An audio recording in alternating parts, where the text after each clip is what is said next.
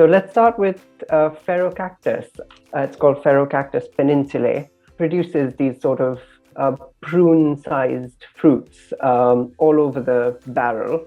It gives sort of live birth. It's called vivipary, and the seeds actually germinate while they're still in the fruit. So if you cut open a fruit, it's filled with little baby cacti instead of seeds, which is quite fantastic, actually. The fruits are edible. I've eaten them. So how do you want to watch it? Because you'll have cacti coming out of your ears if you eat it.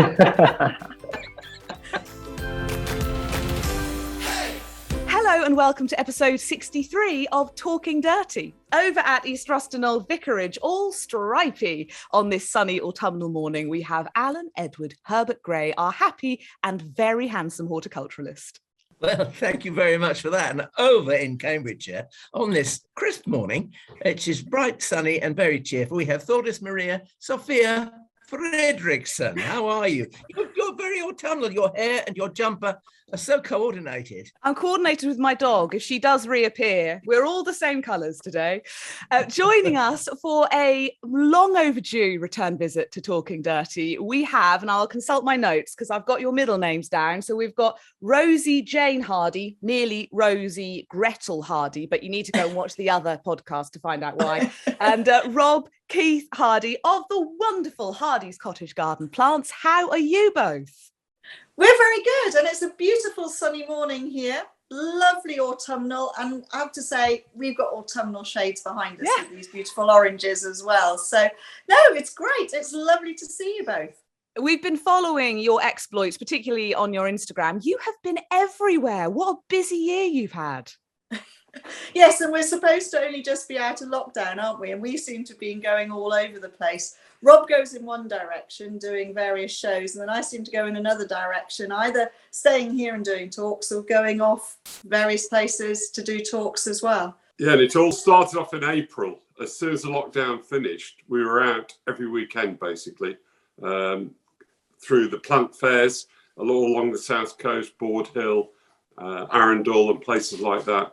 And people were just keen to get out. So we've just been following all the way through. I was desperate to come down for the Candied Festival of Flowers, but it was just a bit of a long way away. And I got to see your wonderful garden on YouTube. You did this fantastic sped up thing that showed the creation of this fabulous garden. Yeah, it was wonderful to do because, as everyone knows, we've retired from doing the Chelsea Flower Show, not from other shows, because as you can tell, we've been busy. But we decided that we would put it up here at the nursery, and we had a slow time-lapse camera set up at the beginning of it, and then you just see it slowly coming together and eventually finished, and it was absolutely fantastic. It was really, really great fun to have that, and to also build it here. It was completely different because it meant that we could just take trolley loads of plants down when we wanted them for the areas that we were doing, rather than having lorry loads coming up and having to pick out of those bits. So it did make life a bit easier. And if the weather was a little bit inclement, which it was at that time in May, we were able to come back up into the tunnels and prep plant material and then take it down when we wanted it to go. And it was cold, it was damp, it was, it wasn't the best spring out at all, and I'm surprised we had any colour, but it was brilliant by the time we got there. And it was lovely to see people because Peter Seabrook, bless him, came all the way over for our from Colchester by himself, drove himself over, and he came just to see the garden and to see the display. And it's lovely that people were making the effort to come that far. We didn't expect it. I think we had something like 40 odd press people at that opening, and it was what would have been 17th of May was Chelsea Press Day, and we had it there. And the brilliant thing about the garden was it was there for 3 weeks. Normally in the marquee it's there for 5. So people were able to come and see it. They were donating money for our local hospice. We raised nearly, Nearly 8,500 for our local children's hospice over the 3 weeks. Absolutely brilliant. Yeah, so it was great, and it also meant that people, if they came at the beginning of the time and then came later on, 3 weeks difference because we suddenly got all the warm weather, it changed, and people locals were coming back and putting a few more pennies in the tub again and going and having a wander around, because if there were no book slots at that time when they were there, they were able to wander around and have a look. It was also quite nice. I didn't get to see it in person. I am now feeling a little bit bad when other people clearly traipsed miles and I didn't make it from Cambridge. I wasn't trying to make it that. It's just that, you know, when you consider that, yes, a lot of people were more local and they did come, and it was lovely. And we had podcast people and we had Instagrammers and all that, and, you know, big writing people coming to it, and it was lovely to see that. And Adam Frost, bless him, came and opened it, and we had all of that going on. So it was really, really lovely to be able to have that sort of feel of a Chelsea press day at our own site. You know, and we didn't have to go anywhere. Out in the open. It was really novel seeing this kind. I mean, you see it a little bit as something like the Sandringham Flower Show, where you get sort of show gardens out in the open, but because yours was all on its own, just seeing it on the video, it's this wonderful sort of oasis. It was, and it was a big display. You know, it was going to be our last display. It was 160 square meters. So that's as big as your gardens on Main Avenue, but with a walk-through, able to walk around all of the sides of it, so everything is visible, and it was all done in our normal style of right plant, right place, so shady areas and all that sort of stuff.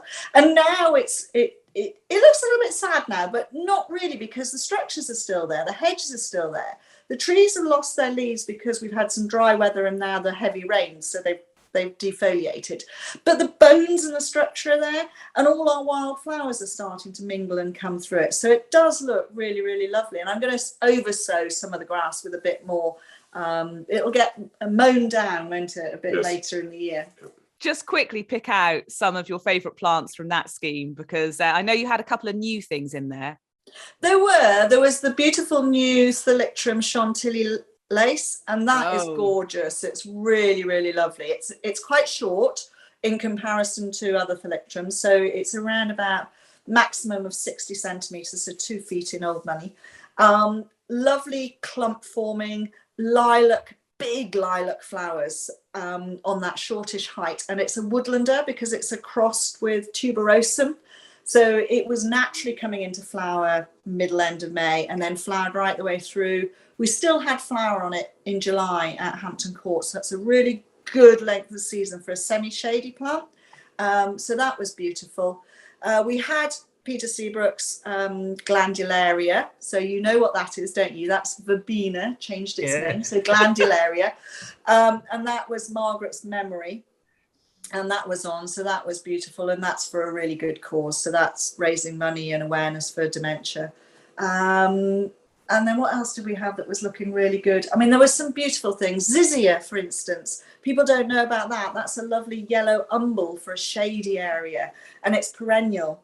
Unlike other Alexanders, it's a really lovely plant. So we were utilising that well to give just a little bit of pink colour and zinginess. And Veronica gentianoides Tissington White, which was discovered by my grandfather about 100 years ago in Tissington village in Derbyshire. He worked as a servant at the Tissington Hall, but he saw this Veronica gentianoides, normally blue, pale blue, and this one was white with blue veining on it. And so my sister was told all about it from my grandfather. He kept moving it from house to house as he moved. And we named it in 1991 at Bath Spring Show. And it's proved very, very popular plant over the years. Oh, great story. I love that. There's a story with every plant when you start looking into it. Yeah, there really is. I love how personal that one is. We shouldn't dwell too much on Chelsea. I mean, we sat down to record a quick podcast and ended up spending an hour talking about our favourite plants at Chelsea this year. But we certainly missed you. I mean, Alan, it wasn't the same without being able to go and peruse the Hardy stand. No, it wasn't. And one of the things that I said to you when we first went into the big marquee, the large marquee, was, gosh, this is like coming to a party with half the people gone home. Yeah. Yes. I'm afraid it really did feel a little bit like that, because there were so many people missing, you included, of course. But you know, I missed Rosy's touch on the colour coding and the I can't tell you. I mean, it's, it can be something. I don't mean this in any way disrespectfully, but you can be the kind of thing that we take for granted because you do it so well and you do it so well every time. But the moment you're not there, boy, do we miss it. Really. And it just wasn't the same. I did happen to think, I must say, that the plant of the year, and I know that you have something to do with that, Rosy, but I did happen to think to myself, thank goodness we've got a plant that has been named plant of the year that is an actual good plant. Yes. I don't know whether... I'd agree with you there. There have been some shrub plants that have been chosen recently, which have really not been excellent plants. I would say the Streptocarpus, when they've been chosen, they are very good, and the odd herbaceous bits. But there's definitely been a heavy side of people doing the judging who were always on the woody side. So the people who were actually sitting there in the forum and doing the actual judging, the majority of them were woody, so they're always going to go for a woody plant. Not always, but that does some. But I have to say, the Cercis that was chosen was beautiful. It was a lovely plant. Yeah, so yeah, a real showstopper. When you walked past it, it stopped you in your tracks. It was stunning. Yeah, absolutely. Yeah. Did you have any other little bits and bobs that stood out for you at Chelsea that you really kind of came back and it was emblazoned on your mind? I loved the aeoniums. Yes. Because I thought this, and there were a lot of them around, but I thought the one big stand there from Cornwall. Surreal succulents, yeah. Yeah, surreal. Theirs was absolutely beautiful. There was some lovely things, and I did think that their Semponiums, that cross, is going to be a real winner. Yeah. We had quite a talk with those guys, and they were really nice, really friendly. And one of them ended up giving me an aeonium, which I thought was really sweet. But it rather forced me into a corner. So I had to spend £35 on the one. Brilliant. I haven't managed to succumb yet to the Semponium. I did get some aeoniums from them at Hampton Court, and they're now in a lovely shallow bowl outside. And I suddenly realised that our thermometer went down to 3.2 the other evening, and I thought, whoops, I need to get them inside quickly. Does creep up on you. I was quite lucky though, because he did pick me out the Semponium, which, although quite small, I mean, probably about 3 inches across, I suppose. But when you looked underneath it, there were 3 little babies coming on it. So it's what they call a good doer. That's fine. You'll be great. Just put it up a little bit and off it goes, and you'll have loads more shortly. Always a good plant buyer that looks at the base of the plant. Well done. The one I like was the Penstemon stand done by J. Jams, Julia. She got her first gold medal at Hampton Court, went straight up to Tatton Park, got her second gold medal, and made it the hat-trick with the Chelsea one. And that was really difficult, the Chelsea one, because I know she was moving in August, she had to move them all into glasshouse, trying to get them back into flower. She'd trim them back, but because there was very poor light levels through August, she was really struggling. Yeah. So she actually put them back into glasshouses, trying to get them back into flower again. But she did a tremendous job, and they worked so hard. So it was lovely to see that gold medal there. Yeah, the August weather must have been such a hindrance. I was searching for a word that was a little bit more. We're on a podcast. I can say what I like, but I'll give you 2 words about the August weather: best forgotten.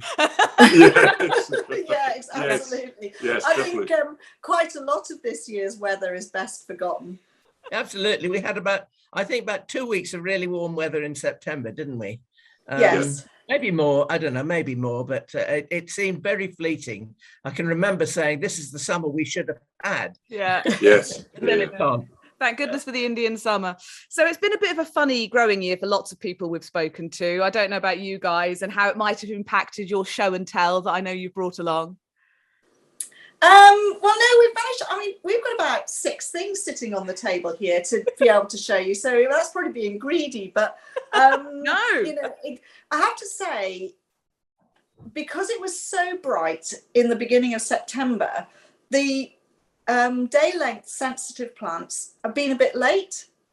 So the Michaelmas daisies, for instance, are only just coming and they've suddenly gone pink. Whereas normally they'd be ready and showing colour at the beginning of September, and they weren't. They really waited until Michaelmas to come in. So things like that have been late. But there is some lovely late season stuff. And that's what I love about this time of year, because I've got a collection of colchicums out in my area at the back, which I don't let people in there because it's a real mess.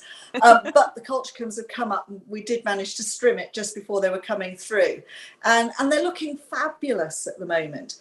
And then you get all sorts of other things that just suddenly pop up, and you think, oh gosh, yes, of course, it's your time of year, and it's great to see them just sort of coming up now, and you get that lovely lot of low ground cover or even mid-height herbaceous stuff coming through, and then all the autumn colour coming as well. You're talking to the right person to bring up colchicums. Yeah. Alan Gray. Yes. Well, we have a national collection of colchicums here, and I have to say that they've been fabulous. But, you know, we have to have, when we have a national collection, you know what it's like, both of you, or three of you, you know that you have to have one of everything, whether you like them or whether you don't. Yes. It's fine, because you can compare like with like. And my funny tale about colchicums is there were two eminent botanists, both on the trials committee for the RHS, and they were leaning intently over this colchicum. Sorry, my dogs are fighting in the back. They were leaning over this colchicum, and one turned to the other and said, "Well, I don't think it's I don't think its name is correct." And the other one looked at him and he said, "Well, that's what you sold it to me as." I love it. Yeah, there you go. That story was only added to by dog playtime in the background, I think. Yes. Well, you've got to have that. You can't have dog playtime here because all the dogs at the nursery are all outside because we don't have one in the house, but we have plenty outside. Right, I feel like now you've tempted us by telling us you've got 6 things to show and tell. We need to clap eyes on these on our video version of the podcast. So what's up first? Right, let's start with the hardy chrysanthemums. So they're up first. So we have 2 hardy chrysanthemums. Where's that? There we go. It's always difficult to tell which way to juggle these things. So we have the beautiful, I'm going out the screen, beautiful yellow chrysanthemum. I'm going the wrong way. Wait, yeah. Never be a weather girl, Rosy. No, that's it. Right, stop. There we go. I will attempt the impossible here. So yellow chrysanthemum, double pom-pom, really, really lovely. So it just shows you the differences. This one, bright orange, is Dixter's orange, and the flower is completely different. So the flower on this, for instance, in comparison to the yellow, and if I put them side by side on the hand, there you go. You can see they are different. So they are a different. You can. The one thing about Dixter orange, I've got it in the garden here, and I find that it flowers for an exceptionally long time. It does. It starts in July, doesn't it? It's one of the longest flowering. The yellow pom-pom has been out for probably a month or so and was out before Dixter, but it's just starting to go over. And it's very much a double pom-pom, and the Dixter orange is great. And I've just started to get a few more different varieties. I mean, I love the single pink ones, for instance, and we've got 1 or 2 other varieties. But they're a plant variety that I think is just forgotten about. You know, they may be an old, but they're brilliant for this time of the year. And if people want cut flower right the way through, probably till Christmas, then you know they'll come back again even when they get frosted. So they're really, really great plants to have. I think one of the great things about chrysanthemums is that, I mean, I learned this from Christopher Lloyd, and that is the fact that you can, in actual fact, dig them up, providing you've given them a thorough soaking. You can dig them up from a standing area in your veg patch or somewhere and replant them in the garden, providing you puddle them in, and preferably do it on a cloudy day. You can move them and they hardly look back. I thought you were going to get one of those to Rob to wear, actually. You reckon you should wear them? Or maybe the yellow one. So Rosie's been very greedy. She's got a chrysanthemum tucked behind each ear, and Rob has none. No. I've got nothing on top anyway. I do hope that you're going to find a way to tuck every single piece of show and tell into your hair. Oh no, I will show you one in a minute. Yeah, okay. So now we're going to go on, because it's daisy time of year, very much daisy time of year. This one is Helianthus orgyalis. Don't pronounce it incorrectly because it sounds like an orgy. So this is the willow-leafed Helianthus. So, but it's better than the straight willow-leafed one because the foliage is reasonable. Salicifolius, yeah. So salicifolius gets really, really tall and never flowers, whereas this one flowers reliably. And it's beautiful yellow flowers on here and thin. And I don't find it too difficult, and it doesn't spread too much, but it's a great one. And I love the fact that it's got lovely thin foliage, so it goes up really, really tall, something around about 2 meter 50 for the back of the border. This against Vernonia looks stunning, absolutely stunning. So it would be right up here somewhere up in the skyline, these beautiful yellow flowers, and it started flowering probably about 3 weeks ago. But I really am a champion for the taller plants, because if you go to a garden centre, you won't find these tall plants available at all. So the Leucanthemellas and the Vernonias, the big Helianthus, they're not there.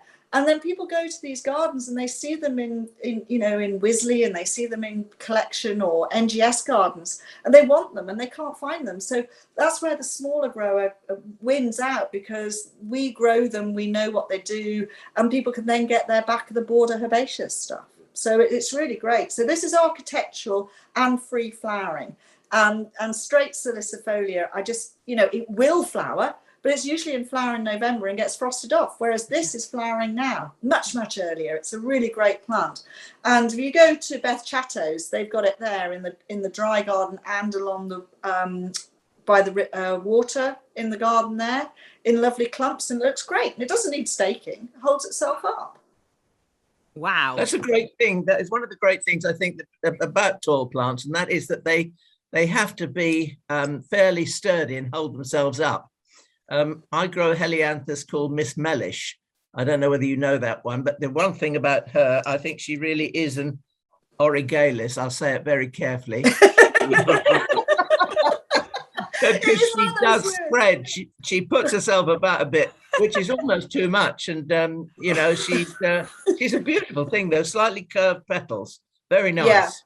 Yeah. Okay. There are a lot of really lovely Helianthus out there, and there are some great ones. I mean, we do Sheilas Sunshine, which is about 3 meters tall and quite I got that. small. You're right. But it's great against an evergreen hedge or something like that. It's fantastic. Mine is next to a yew hedge. Yeah. And it shows I've got it growing off next to a tree dahlia that flowers with purple flowers, and I mean it just looks spectacular. It's. I think, Rosy, there's got to be a concentrated effort to educate gardeners to love yellow. Oh God, absolutely. This is my thing. Absolutely. I'm on a one-woman mission. Get as much yellow in there as possible, because everyone wants blue, lilac, pink, maybe white. And then you look at it and it's a haze. You don't see the individuals. Stick a little bit of yellow in there and suddenly, pow, you see everything else around it. And people just don't understand this. You've got to use yellow. Absolutely. No, I love it. It's great. And anyway, yellow shows up against my red hair. So and I love this is possibly like the best way of encapsulating the vibe of this podcast, that gradually you're just getting more and more flowers into your hair. We'll get there. It was nice how Ellen just lit the torch paper for Rosy then, because she's every time we do a talk, that she comes up with every time. I think he must have known that, just to light the touch paper to get to it. Are you going to do yours, or am I finishing? Come on, then. No, I'll do mine. There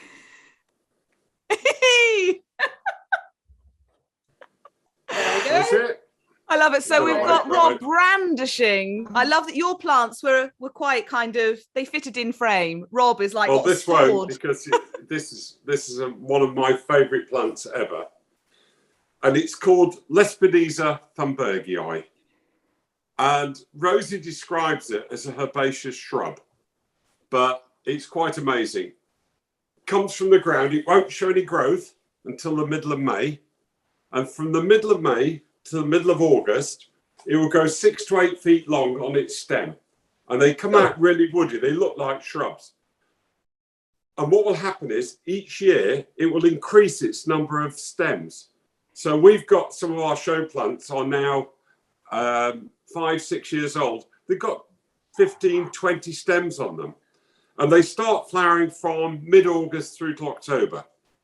But as the weight of the flower comes on them, when they they'll come up vertical. As they get heavier on the flower side, they'll start to lean forward. So either you need a wall for them to hang over or hold them back up with a support about 4 or 5 feet. They are absolutely superb. It's a pea family, so it sets its own nitrogen and feeds itself once it's in the ground.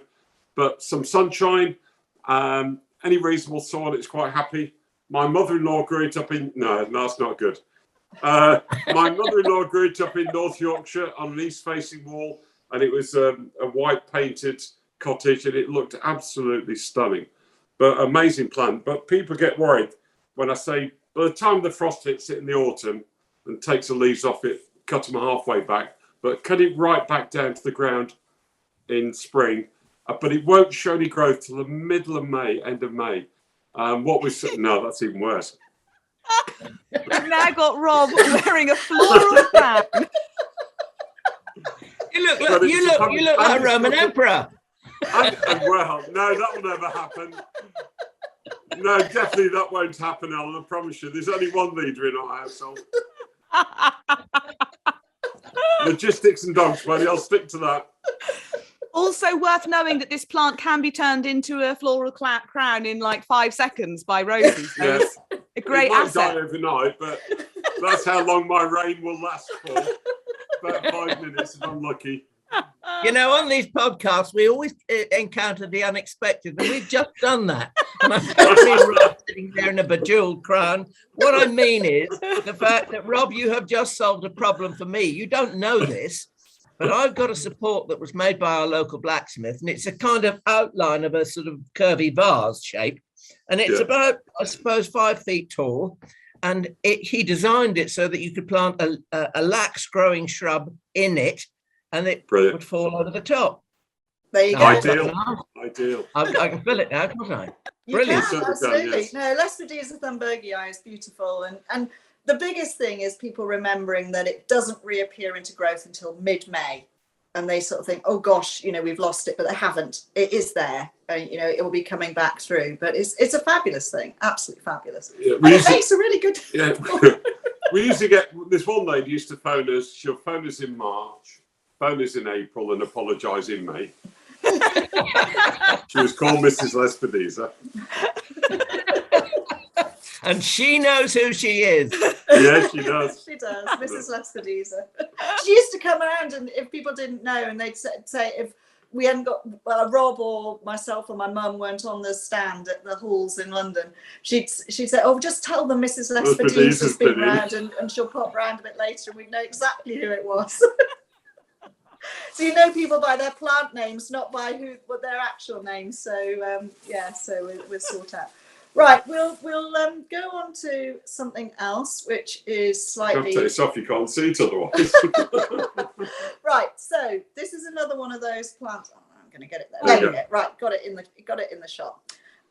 This is Strobilanthes, rachiensis, and Strobilanthes are brilliant. I don't know whether you can see, but the flowers are shaped like a tuba. So that is not the tuba that goes in the ground. That is the tuba that you blow and make a sound out of. So your brass instrument tuba. And they're really, really beautiful. And it's a plant that people don't think about, and then they suddenly see it. And I have to say, I was really, really pleased to see Strobilanthes for the first time at Chelsea this year. It was on the Nepalese garden, which is where it should have been, as an understory plant underneath the rhododendrons and all of that sort of thing.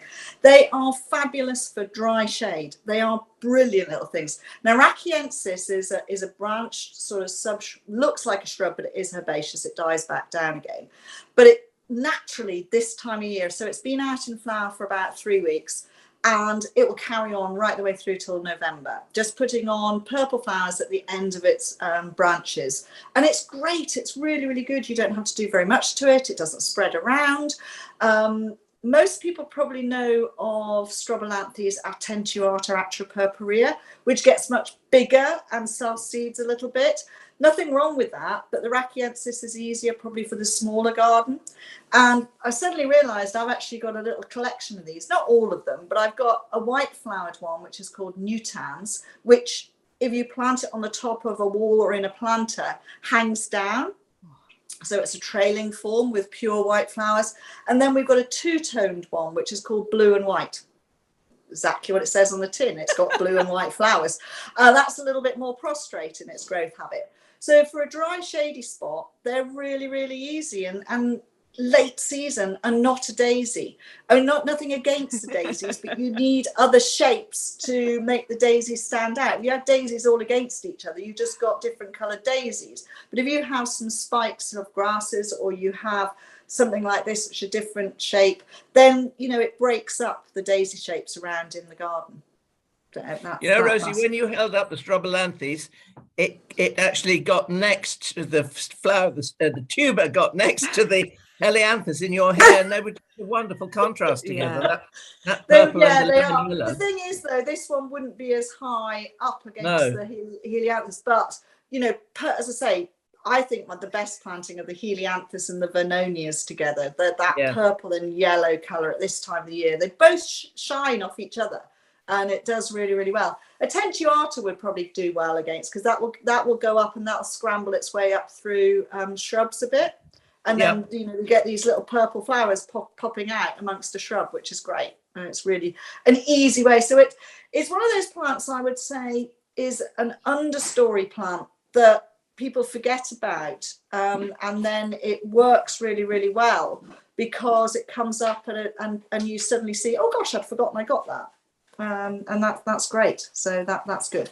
So the last one I got here is this little white one. And this is one of the many late season saxifragas, the Fortunii types. And this one is literally just coming into flower. It's got lovely leaves, which are they're almost shaped like a dinosaur's foot. They're 3 toes on there, and that just makes a semi-evergreen mound. When it gets really hard frost, it will die away. And then the flowers come out now, and they're always got longer petals or tepals at the bottom and short ones at the top, so it looks like a face. And they're just coming up, and they're on branches. And they will go up and up and up and up, and they will get to probably 30 centimetres high and just be covered in these white flowers. And that's going to happen now, right the way through till about November time. Absolutely fantastic, the beautiful saxifrage. So this one is Shiranami. So it's Shiranami. And I probably haven't pronounced that correctly, because Japanese name, but it is great. It's really, really good. So it's a lovely thing, and they're clump forming. The Saxifraga Fortunii come in a range, and they're really brilliant for this time of the year. They're tiny little clump formers. They don't get very big height wise, they don't get big sideways, but they're great for now. And they go sun, part shade. They prefer a dampish soil. But they're really, really, really good. And again, they're another one of those plants which people forget about, and they just don't think that they've, they remember it and they sort out. So there we go. I haven't quite got all the show and tell in here. Yeah, I'm glad. I was disappointed that one hadn't made it in. Yeah, it has now. Probably not visible, but there we go. It's all in there now. We're sorted out. So there we go. It's doing a little bit of a Teletubby spike on top of your head, if I'm honest. Is it? Oh, okay, there you go. I can do a little bit of a twirl. I think there should be a new rule that every guest has to put their show and tell in their hair. Might put a few people off, though. Oh, well, there you go. I'm sure Son will be absolutely fine with it. We'll have to end with Robert with his crown back on again. It's died. It hasn't died. I mean, Alan, what a lot of plant inspiration. I think we're going to see a lot of those at East Ruston. Well, I just think that well, you can see quite a few of them at East Ruston already, I have to say, because I like Rosy, I'm always championing the garden later on, because people seem to forget that, you know, they arrive in a garden here, for instance, visitors this weekend. How have you got so much colour? Our garden is finished. Well, it needn't be. It's just that you plant the wrong things. You know, you don't. Well, it's not the wrong things necessarily, but you know what I mean. They don't sort of continue the season, and you know, there's such a lot of people miss at this time of the year, and especially the chrysanthemums. I have to say, another lovely chrysanthemum. We had a plant fair here in the garden on September the 11th. And it was awash with plants that, well, I'll put it this way. I mean, as if I haven't got enough plants, I came away with a great big trolley full. You know, because there's always something, if you're a true plantsman, there's always something you see that you must have. And I came away with another chrysanthemum. It's a variety that grows very much like Dixter, but is in the softest parchment pinky beige color, and it's called Esther. Again, it's very much like Dixter in that it starts flowering very early and just carries on, and it's an absolutely wonderful thing. And I wonder how long it's going to be before these gurus called plant breeders get some of the genes from Dixter orange and Esther into some other colors, so that we have a greater range. That'd be nice, wouldn't it? It would be nice, wouldn't it? Yeah, absolutely. I'm sure they will, because I mean, there are quite a few different ones out there. I've just got hold of Mrs. Cooper #1, which is another lovely dark orange one, but it's got a yellow eye, so it's your true daisy. So it's pretty double, but with a lovely orange, yellow up centre, which I think is a great contrast. Mrs. Jessie Cooper #2, if I remember, is kind of carmine, isn't she? Yeah, something like that. Yes, and I'm not sure if I haven't picked up a couple of those as well. So I've got one or two that are different. I did get one last year, which was beautiful. It flowers for a really long time, and it's a single, and it's a creamy yellow, more cream than buff cream. And I planted it out in what was supposed to be my good looking border this year, and unfortunately the nettles took over because I didn't have time to get out there and do anything in there, and I haven't seen it come up. But I'm going to go for a nettle bashing session shortly and see what has actually done, because I have to say the Michaelmas come through it no problem at all. They don't care what they grow with, they just keep on going. Exactly. So I think sometimes it's good to put in plants that are really good. But on your point of people forgetting that there is still a lot of plant material there and they forget to go out in the gardens, I think a lot of it stems from the fact that, you know, people who are gardening probably have children as well, so therefore as soon as the children go back to school they sort of forget that because they're trying to organize that, they forget to do the garden. And this is when people also make the fatal mistake, I think sometimes, of getting rid of their weekly or bi-weekly help in the garden, because this is when a lot of the work is done. The work to get the garden prepared for the next season is started in these winter months. And I think that's something that, you know, really people need to think about, that, you know, you've got to get it. It doesn't just miraculously happen by itself. And if you just start in the spring, you are playing catch up all the time. Yes. Yeah. The nice thing as well, go back last weekend, we did the Malvern show, which had increased from 2 to 3 days, and they had something like 52,000 through over the 3 days. There's a bigger demand now. There's lots more people looking for autumn colour. They were really keen and looking around, and even if we'd sold out and we got it on display, they were taking notes of it or taking photographs of it, ready to get hold of it, ready for next year. So there is a big, I think, a big move to extending the season. Well, I'm very pleased to hear that, because and I think maybe that was caused by lockdown and not being able to go out. Well, and I getting a lot of joy from my Helianthus. I think that's the other lovely thing. People might kind of associate the nights are pulling in and it's dark and it's dank and it's wet. They forget how many glorious autumn days there are, that you can actually be out getting joy from your plants in your garden. And I suppose being at home and seeing it, maybe more people have realised that it's a season that they can really embrace and enjoy. Oh, absolutely. And I think, you know, and enjoy the colours that are there. you know, the palette changes through the seasons, and there's a reason for that. You know, the light levels will only go so far, but if you get the right colours, then, you know, you can go out and certain things glow in that evening light. They really do, and they look fantastic. Yeah. Well, we could probably talk about how fantastic things look in autumn for a long time. So we can't keep you forever. So we better squeeze some Flomo in before we have to wind things up. Oh, the crown's coming back. Rob's got his floral crown back. It might last another 5 minutes now. Feel like none of my plants can go on my head. It's a shame. I feel like I'm missing out. Flomo, then, if you've never listened to one of our podcasts before, it's basically a plant, flower or plant, that gives you fear of missing out. I have it all the time. Just looking at gardens I walk past, looking in magazines, on Instagram, wherever. Alan's plant fair was dreadful for it. The wish list got so long. But I've been on holiday recently around Derbyshire. I went to Chatsworth and went to Lyme Park, aka Pemberley, from that wonderful old BBC adaptation. And there were loads of things that I wanted, but I kept seeing Rhodochyton atrosanguineus. And I've never grown it, and I don't know why. And I probably shouldn't have brought it up because Alan's going to probably say something naughty about it.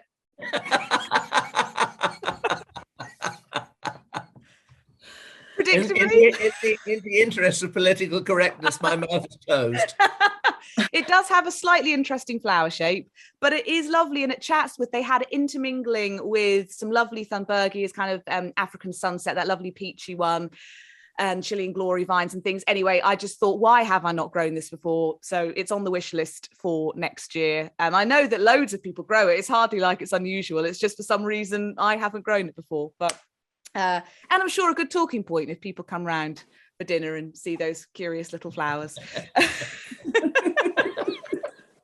We'll leave it there. We'll draw a line under that. Rosy and Rob, what would you like to bring to the Flomo party?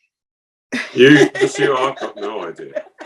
You're the plant one. I know, yeah. I mean, I think actually going back to the plant of the year, and it's the one thing I don't know why I haven't got in this garden, and that is a Cercis, because we used to have them as display plants for the garden, and I love the shape and form. And when I was out in Greece sort of 3 springs ago, they were just in flower everywhere and different colours and shapes and that's and I'm sort of thinking, why haven't I got it in the garden? And I don't know why. So yes, I think it would be that, definitely, because I think there's more shrubs and trees that are on my list of why haven't I grown them than there are herbaceous, because obviously we've tried most herbaceous, we've grown stuff and then we don't grow it again. So yeah, definitely Cercis. I think I need to think about that, maybe invest in one, but maybe container grow it, so I need one of the smaller ones.